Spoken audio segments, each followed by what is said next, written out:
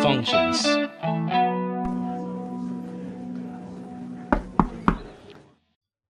Nadat u de eerste letter van een functienaam typt, verschijnt er een lijst met automatische aanvullingen.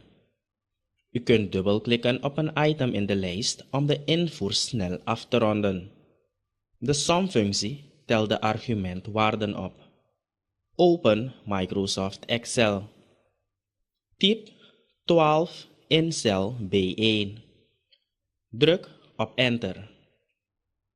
Typ 27 in cel B2. Druk op Enter. Typ 24 in cel B3. Druk op Enter. Typ is gelijk som, haakjes openen, B1, dubbele punt B3, haakjes sluiten, in cel B4. Druk op Enter. De som van de cellen B1 tot B3 verschijnt in cel B4. Alternatieve methode. Enter a function with ribbon. Typ 150 in cel C1. Druk op Enter. Typ 85 in cel C2. Druk op Enter. Typ 65 in cel C3. Kies de Formules tab. Klik op de Insert Function knop in de Function Library groep. Het Insert Function dialoogvenster verschijnt.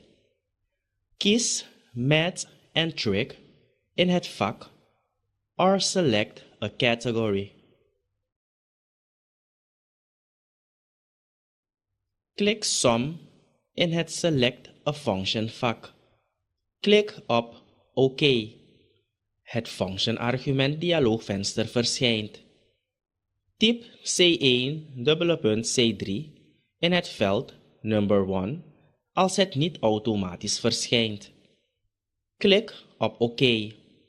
De som van de cellen C1 tot C3 verschijnt in cel C4. Ga naar cel A4. Typ het woord som. Selecteer de cellen B4 tot C4. Kies de Home tab. Klik op de pijl naast de knop Borders. Klik op Top en Double Bottom Border.